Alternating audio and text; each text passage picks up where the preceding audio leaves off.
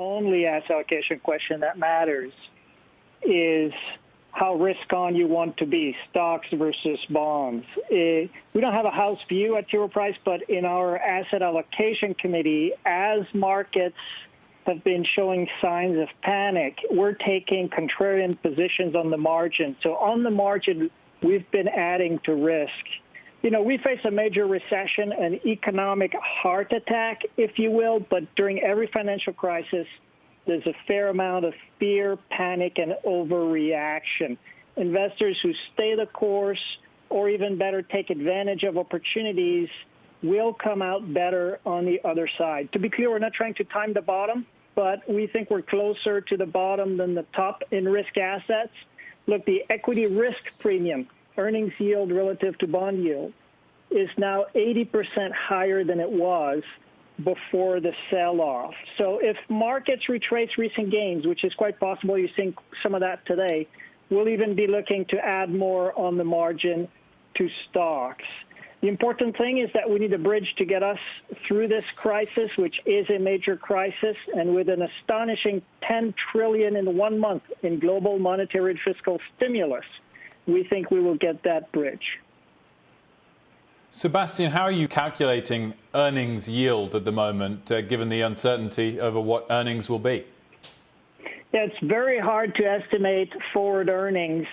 You want to first invert the price-earnings ratio, but the E is hard to estimate because of revisions, and a lot of those revisions haven't come through. So what I would say is you have a wide confidence interval around that earnings yield estimate. I would say it's probably close to 14, 15. It was around 19 before the sell-off. Mike, how do you think about how much risk investors should be taking at this point after, you know, what we just went through in the markets?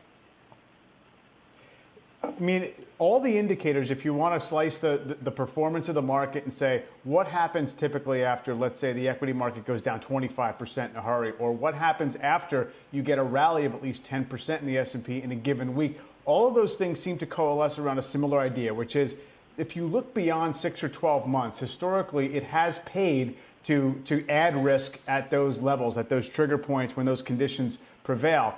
What's not as clear is the near term. So it's not really a bottom indicator. It's not really a sense that the worst has been seen, but usually the market is in the process of over discounting. One of the ways you've been adding risk is buying credit. Is that right? Talk us through the trade. Right. There's an opportunity in high yield right now. If you look at rolling 12-month data in history, you had 25 times when the spreads went above 900 basis points.